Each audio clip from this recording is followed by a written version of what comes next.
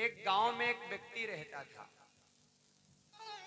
उस व्यक्ति को भजन से बहुत संकट था, कभी भजन करना ही नहीं चाहता था।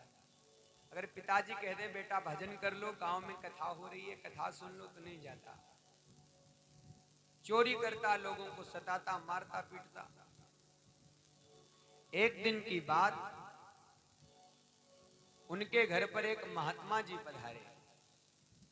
और महात्मा कब आते? बड़ी भाग्य तब जानिए जब मिलने आवे संत, संतन को मिलनो करे सब कष्टन को अंत। संत बड़ी भाग्य से मिलते हैं।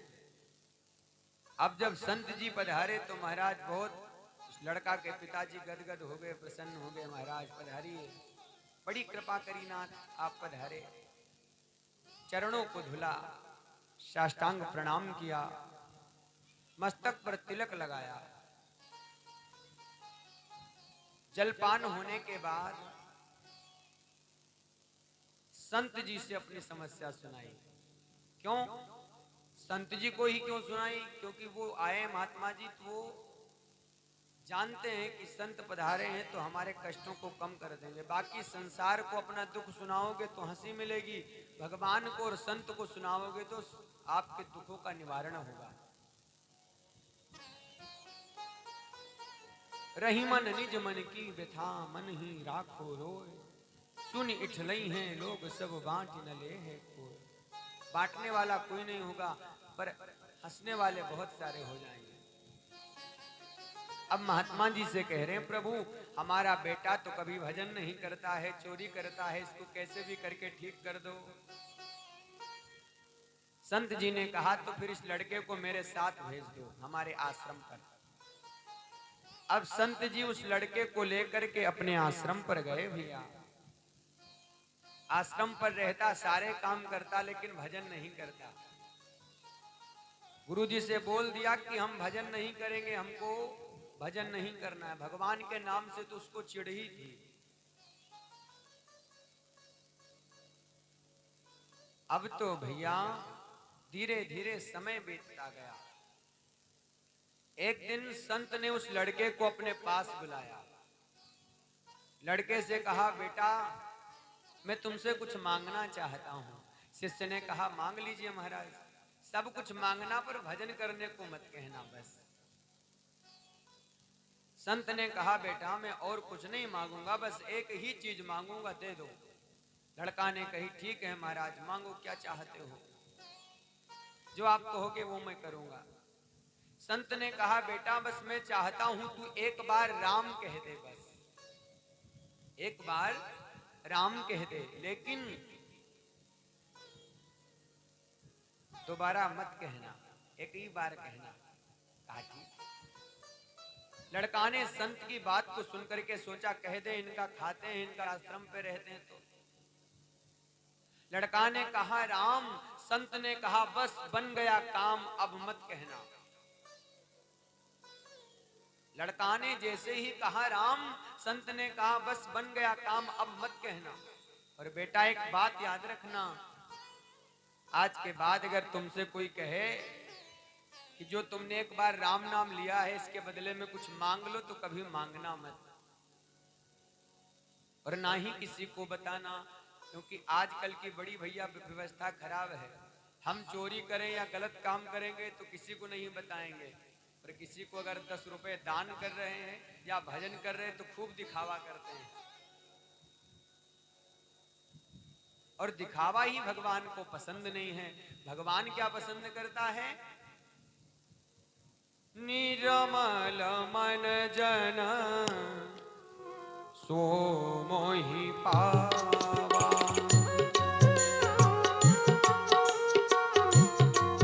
मोहि पावा। निर्मल मन जन सो मोहि पावा, निर्मल मन सोए जो पावा। निर्मल मन जना सो मोहि पावा, निर्मल मन जना सो मोहि पावा, सो मोहि पावा। मोहि कपट छल छिद्र न भावा। मोहि कपट छल छिद्र न भावा। मोहि कपट छल छिद्र न भावा। भगवान को कपट अच्छा नहीं लगता, दिखावा अच्छा नहीं लगता। भगवान कहता है जैसे तुम संसार में रहते हो ना, वैसे मेरे सन्मुख आओ, मेरे सामने ज्यादा बनने का नाटक मत करो। लड़का से कहा बेटा कभी किसी को बताना मत, तुमने एक बार राम कहा है, और दूसरी बात कोई कुछ कहे मांग लो तो कभी मांगना मत। लड़के ने कहा ठीक है। संत ने कहा तो अब आप अपने घर को जाओ। लड़का वापस घर आ गया, वही काम पुनः चोरी करना सब शुरू कर दिया। अब तो भैया समय बीत रहा है। एक दिन उस लड़के का शरीर पूरा हो गया, शरीर छूट गया, क्योंकि नियम है आया है सो जाएगा, राजा रंग फकीर। अब जब लड़के का शरीर छूटा तो यमदूत उसको लेकर के यमराज के पास गए। चित्रगुप्त ने रजिस्टर खोल करके देखा तो बहुत बुरे कर्म करा है इसने। अरे महाराज, इसने तो जीवन भर पाप ही पाप किए हैं। यमराज जी ने कहा कभी कोई अच्छा काम नहीं किया है? बोले किया है प्रभु, एक बार एक संत के कहने से बस इसने राम नाम कहा है। अब तो यमराज चक्कर में पड़ गए भैया। पहली बार कोई ऐसा व्यक्ति आया है जिसने अपने पूरे जीवन काल में बस एक बार राम कहा है। अब तक तो कोई आया 10,000, कोई 1,00,000, कोई 2,00,000, लेकिन पहला व्यक्ति जिसने एक बार राम का नाम लिया है। यमराज जी सोचे क्या दें इसको। यमराज की बात कुछ समझ में नहीं आई तो यमराज ने लड़के से ही पूछ लिया बेटा इसके बदले में तुम क्या चाहते हो, बताओ।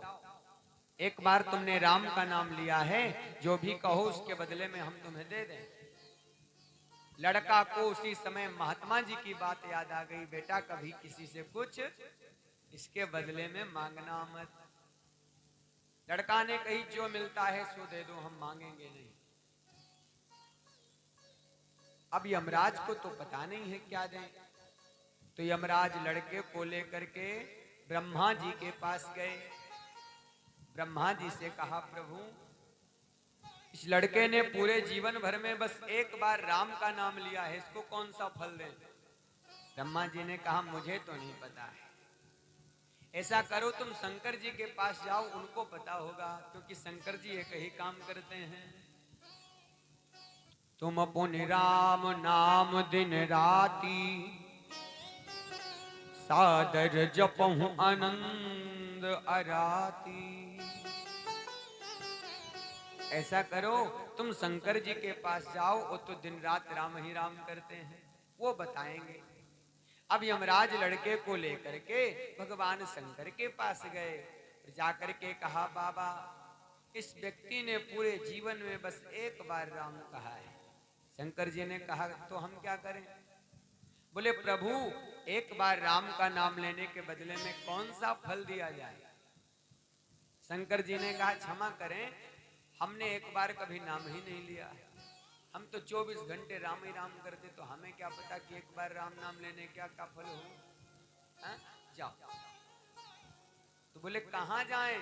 शंकर जी ने कहा डायरेक्ट प्रभु श्री राम के पास जाओ। साकेत धाम में प्रभु श्री राम माता जानकी के साथ निवास करते हैं। गोलोक धाम में राधा कृष्ण भगवान, साकेत धाम में राम जी और अपनी जानकी मैया,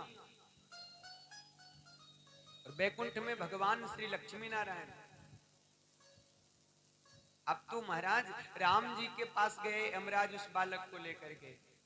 राम जी को जाकर के प्रणाम करके कहा सरकार हमारे साथ में जो महानुभाव हैं इनने पूरे जीवन में बस एक बार आपका नाम लिया है, बताओ क्या दें इनको? राम जी ने भी यही उत्तर दिया भैया ये बात तो हमको भी नहीं पता कि हमारा नाम लेने से क्या फल मिलता है। यमराज ने कहा तो फिर कहाँ जाएं, क्या करें? राम जी ने कहा अब तुम इसको यहाँ लेकर के आ गए हो तो इसको यहीं रहने दो, वापस मत ले जाओ, कुछ करना ही नहीं है। अब भैया जो राम जी के पास पहुंच गया उसको क्या आनंद है, क्या कहना। एक बार भी अगर हम मन से नाम लेते हैं तो हमारा कल्याण होता है। राम नाम की महिमा है। कहाँ हूँ कहाँ लगे नाम बड़ाई,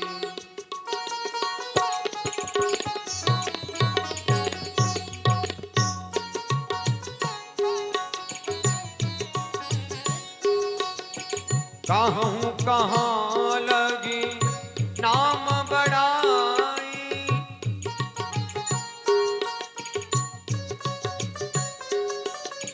कहाँ कहाँ लगी नाम बड़ाई, राम न सकहीं नाम गुण गाई, राम न सकहीं नाम गुण गाई, कहाँ कहाँ लगे नाम बड़ाई।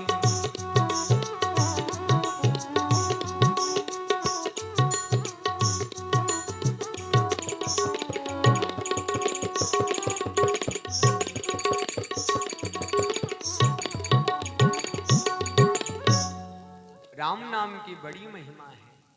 अपने नाम की महिमा स्वयं भगवान श्री राम ने